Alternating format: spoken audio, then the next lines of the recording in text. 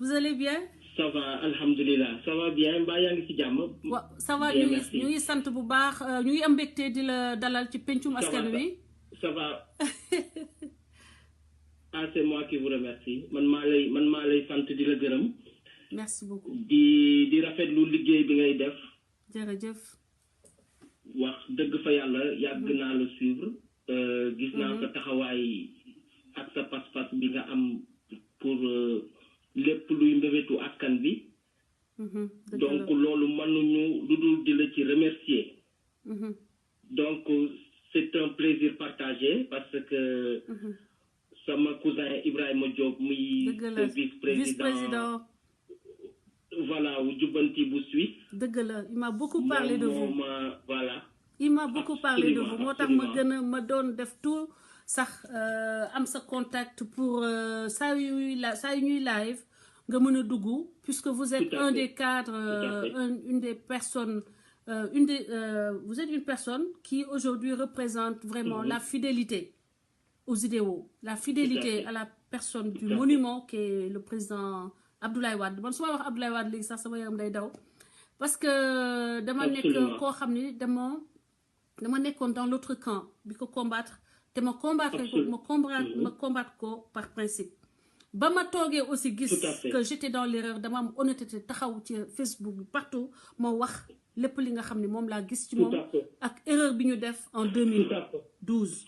Donc di la gërëm di la sant bu baax a baax yow que nga ñëw tey mën a may Sénégalais yi benn analyse xaw ma ndax suivre nga discours Macky Sall tey ndax est-ce que discours non suivre naa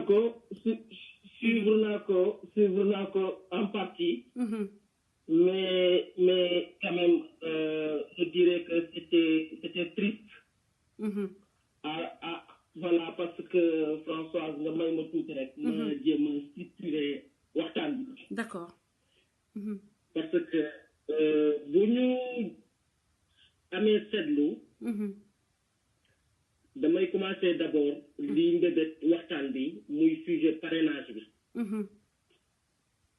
Alors. Man parrainage bi xalaat bi ma ci am dafa yomb parce qu'on a donné le top départ il y a 48 heures à peine et bu nit ñi seetloo amee seetlu am na sax ñu ko soulever que ni parrainage bi on a mis la charrue avant les bœufs bu fekkee nit ñi am nañu ràññee. Parce que mënoo gëmloo ni un gouvernement un état organisé mënuñu gëmloo askan wi ne dañoo instituer benn loi bu bees boo xamante ni képp ku bëgg nekk candidat à la candidature pour les prochaines élections présidentielles da nga war a am entre 0,8 et 1% du fichier. De 1, on n'a pas vu le fichier. De 2, tous les citoyens ne disposent pas de leur carte. Donc pour moi, c'est les deux points clés yi nga xamante ni les deux points clés yi nga xamante ni moo doon tënk conditions yi nga xamante ni avant que ñuy dugg campagne parrainage loolu dafa waroon a mat, c'est-à-dire que citoyens yëpp disposer de leur carte. Effectivement. Que le ministre de l'Intérieur communique que ni à ce jour il n'y a aucune carte en fabrication au niveau de la direction de l'automatisation du fichier. Bu boobaa ñu xam ni Sénégalais bu jotul sa carte mooy da nga demoon sa sous-préfecture wala sa circonscription bi nga dépendre pour récupérer sa carte. Effectivement. Mais Françoise, comment admettez-vous nit ñi parti muy yow une candidate muy Sonko muy Karim muy Khalifa muy keneen ak keneen di dem di ci parrainage sans pour autant mu assuré wu que ni nit ki souhaité pour parrainer ko que kooku turam nekkul ci fichier bi parce que xamu ko te amul fichier bi. Absolument. Parce que il est important ñu rappeler wu il y a une jurisprudence benn jurisprudence bi fi amoon bu yàggul muy élection législative yi doon nga gis un citoyen bu yor kartam rang ci bureau de vote am biñ ko indiqué ba yegg ba war a voter ñu consulter fichier bi ne ko sa tour nekk fi absolument donc ça veut dire que si demain Françoise Hélène Gaye va vers un citoyen qui dispose de sa carte mi ne citoyen boobu am yéene parrainé la nga parrainé la mais buñ ko yóbboo au niveau du service de contrôle au conseil constitutionnel ou direction générale des élections mais mën nañu retrouver dans les mêmes cas de figure que élection législative yi absolument ñu ne kat ah Modou mii kat Françoise Hélène Gaye nekkul ci fichier bi malgré il dispose de sa carte d'électeur absolument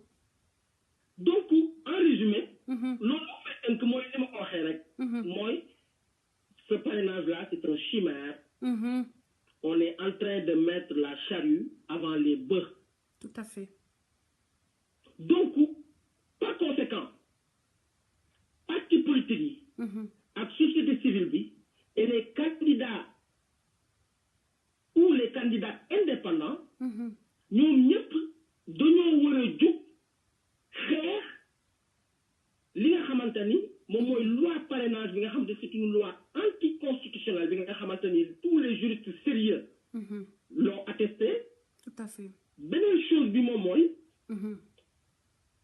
parrainage bi y a un couac bi nga xamante ni c'est en suspens au niveau de la cour d'appel defe naa ni suivre ngeen ko parce que les leaders de l'opposition ont attaqué l'arrêté au niveau de la Cour suprême parce que il y a une incohérence entre l'arrêté et la loi et les supports de parrainage c'est-à-dire le support électronique ak support papier donc mën naa wax ni affaire bi xaw ma mbaxalu Saalum la xaw ma supp kànja la xaw ma mbaxalu lawbe la mais yéeme na parce que rien n'est cohérent rien ne respecte la loi et on veut dans ces conditions qu'on aille au parrainage. Il se moque des Sénégalais. Et j'en suis certain Françoise que ni Cour suprême dina rejeter le recours en annulation du décret du ministre de l'Intérieur Aly Ngouille Ndiaye pour jox raison au régime de Macky Sall et donner tort à l'opposition. Absolument. beneen remarque bi wax xam nga la loi électorale dafa ni il faut avoir minimum 2000 électeurs dans cette région administrative. Tout à fait. C'est-à-dire cette région administrative, le Sénégal en dispose 14. Macky Sall moo ñu promettre woon ca njëlbeen nañu day ériger la diaspora en 15e région. Exactement. ba tey lépp day naxe mbaay. Donc alors que dans le décret bi nga xamante ni opposition attaqué nañ ko mais dans le décret on parle de circonscription électorale. Dans la loi on parle de région administrative. Dans le décret on parle de circonscription électorale. Donc il y a incompatibilité. Effectivement. Parce que le décret ne respecte pas la loi. Et de facto, si on se fie à la loi, comme la diaspora n'a jamais été érigée en 15e région, cela veut dire que nous de la diaspora, Françoise Hélène, nous docteur Seck, di Ibrahima, nous nous parrainer kenn. Effectivement. En réalité. Effectivement. Nous parrainer kenn. En réalité, ku fekkee dañoo topp scrupuleusement et rigoureusement l'esprit de la loi. Tout à fait. Donc moo tax may le parrainage bi pàcc xool la te man ci sama jëmm bopp gisuma ko. Pàcc lambaay gisuma ko parce que Macky Sall daf ñu ko bëgg imposer. te xam nañ lu mu si jublu. Tu vois. Donc revenant loolu côté parrainage bi la revenant au discours bi nga xamante ni tey jii vraiment notre République est tombée trop bas. D'abord, j'ai souffert en écoutant le président. On est tombé trop bas, la République. Parce que Françoise, il faut imaginer un pays qui est au rang de 25e pays le plus pauvre de la planète, un pays où tout est urgence, un pays qui manque de tout, des hôpitaux non fonctionnels, le seul service de chirurgie cardiaque de Fann fermé, 6 000 et poussières d'abris provisoires, la pauvreté qui passe de 41% à 46%, de 41% en 2012 à 46% en 2018. Dans ce pays-là, wow. Le chef de l'État, le chef de l'Assemblée, le président de l'Assemblée, le président du Haut Conseil pour les collectivités, Ousmane Tanor Dieng, le premier ministre et tout son gouvernement, les DG, toute l'administration était en congé à Diamniadio. Vous imaginez un jour ouvrable où la République, l'alliance des escrocs de la République, absolument, se permet de se réunir pour rien que pour lancer officiellement la campagne de parrainage du parrain de notre démocratie bi nga xamantene mom mo bëgg décider à partir d'aujourd'hui nan lañuy doxalé suñu réew nan lañ koy doxalé ci mom ci anam yi ko bëggé. Pendant ce temps beaucoup de Sénégalais souffrent. Les Sénégalais payent leur eau et leur électricité. Ils n'ont ni eau ni électricité. Les Sénégalais la preuve moom mooy tabaski bi ñu génn. dégg nga li ci xew. dégg nga li ci xew. Les gens avaient du mal à se payer un mouton pour passer décemment leur tabaski. Et pendant ce moment, la République, toute la République s'est déplacée au centre qu'on a donné le nom de Abdou Diouf, le conseiller officieux, le conseiller de tous ces micmacs qu'on est en train de vivre au sein de la République. Le rancunier. Pour nous wax le rancunier, pour nous wax ay parrainage, ay lolu. Pendant ce temps, dans ce pays-là, tout est urgent, les gens meurent de faim.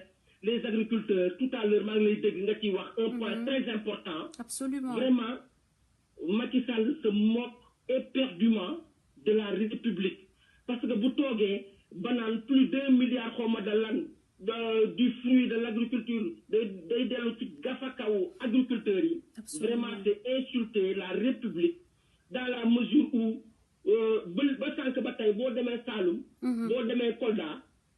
les agriculteurs, qui avaient produit plus d'1 million de tonnes d'arachide, ont du mal à écouler leur récolte. Absolument. D'ailleurs, le prix qui a été fixé par l'État à 210 francs le kilo, à l'heure actuelle, les agriculteurs sont en train de le brader à 150, 175 le kilo, parce que les arachides, les récoltes risquent de pourrir entre leurs mains.